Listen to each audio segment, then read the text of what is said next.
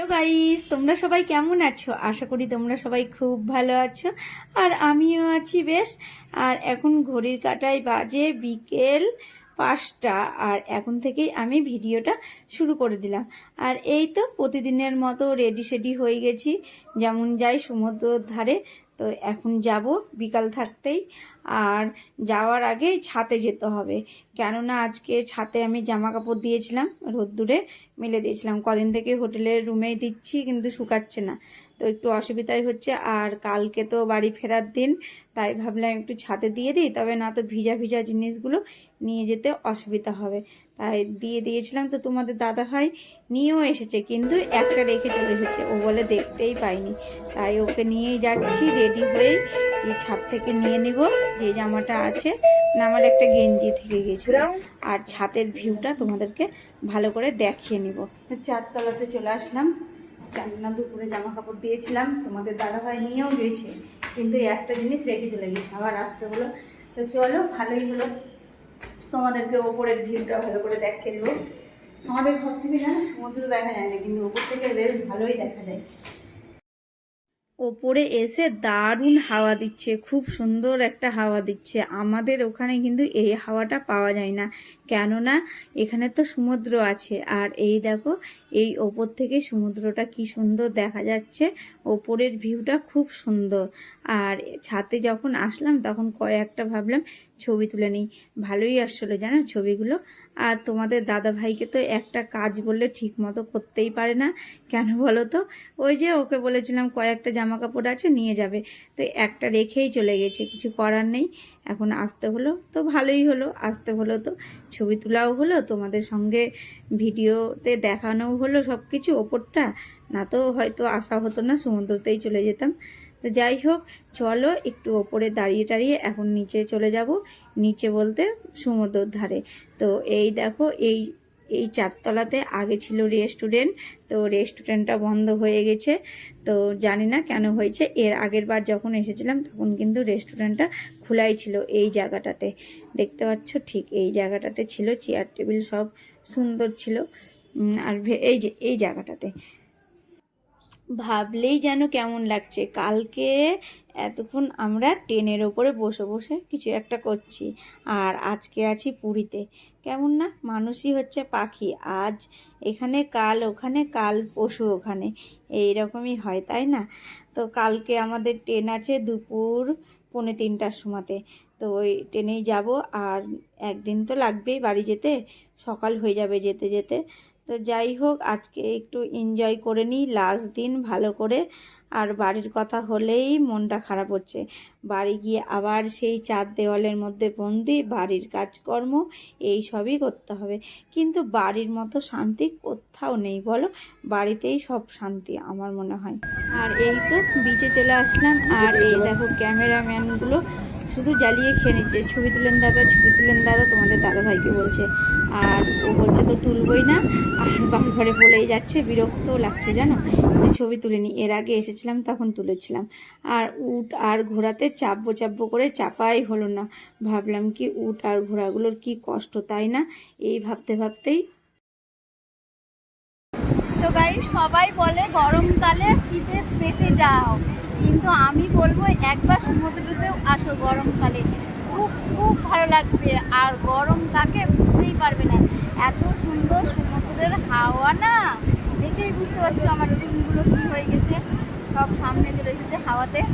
আর এই যে সমুদ্রের কত বড় ঢেউ, চলো।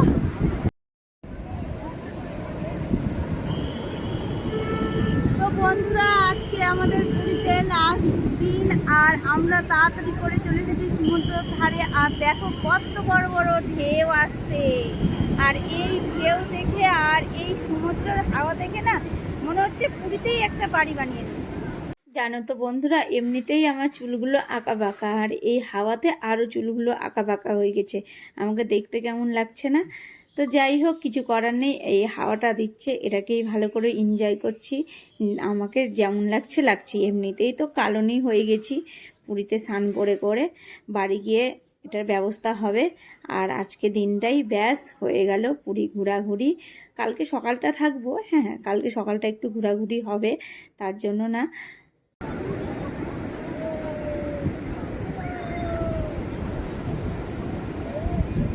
ছবি তুলতে লেগে এত বড় ঢেউ এসেছে, আমার প্যান্টটাকে একবারে ভিজিয়ে দিয়েছে, নিচের স্যুটটাকে।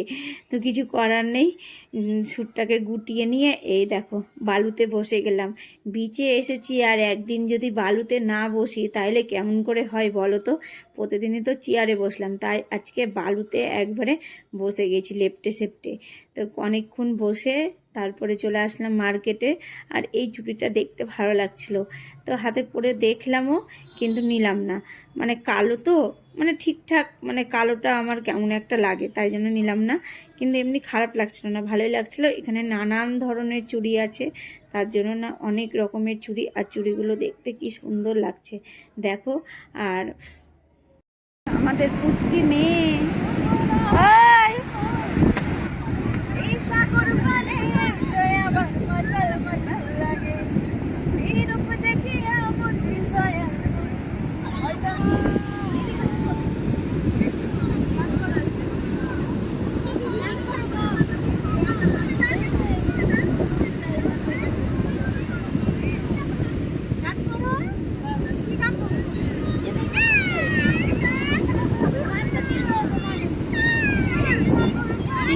আসছে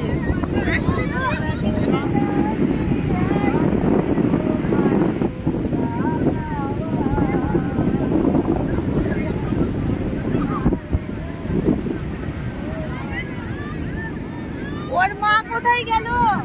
ওর মাকে ও খুঁজে পাচ্ছে না, ও আর আমাদের কাছে এসে বলছে চলো চলো মাকে খুঁজে দাও। আমি যে দাঁড়া আগে এখানে। আর ওই যে মাম ওকে চিপে মেপে ধরেছে, তো ছাড়ছেই না। তো যাই হোক, আমরা বেশ মজাই করছি। আমরা দেখো সমুদ্রে এসেছি আর কত উট ঘোড়া এসছে। আমরা তো উঠেনি, কিন্তু আমরা এখন ঝালমুড়ি খাবো। আর দেখো সমুদ্রে কত জল। হ্যাঁ দারুণ। এই যে ঝালমুড়ির দোকান দেখতেই পাচ্ছ, আর জল, পুরীতে জল এইভাবে জানো এই জলে জগন্নাথ পাওয়া গেছে। এই বিচে এসে কিভাবে যে সময় কেটে যাচ্ছে কিছুই বুঝতে পারছি না। আমরা এসেছি 5টা কি 5:30 নাগাদ, আর এখন ঘড়ির কাঁটায় বাজে 10:30 মতো। দেখো এখন পর্যন্ত আছি, আর আর একটু থাকবো, তারপরে চলে যাব খাওয়া দাওয়া করতে। আর খাওয়া দাওয়াটা সেরে নিয়ে তারপরে তো হোটেলের রুমে টানা ঘুম দিব। আর এই যে এখানে পুচকি কি যেন একটা নিবে, কানের পছন্দ হয়েছে, তাই ওর জন্য ওর মা একটা কানের পছন্দ করছে। আবার কান ফুটোও করেছে জানো, কিন্তু নাক ফুটো করেনি। ও যাই হোক, এই দেখো আমরা রেস্টুরেন্টে চলে আসলাম, দাদা বৌদিতেই খাওয়া দাওয়াটা সেরে নেব। আর আজকে ওই কর্নারটাতে বসেছি, রাস্তাও দেখতে পাবো আর খাওয়া দাওয়াটাও করব। রোড সামনে, এই যে দেখা যাচ্ছে নিচের ভিউটা। তো চলো আমরা এখন খাওয়া দাওয়াটা সেরে নিই। আর ভিডিওটা আজকের মতো এতটাই, কালকে আবার দেখা হবে নতুন কোনো ভিডিওই। আর তোমরা সবসময় ভালো থেকো, সুস্থ থেকো। আর আমার ভিডিও ভালো লাগলে লাইক করে দিও, আর সাবস্ক্রাইব করতে তো ভুলবেই না। Good night.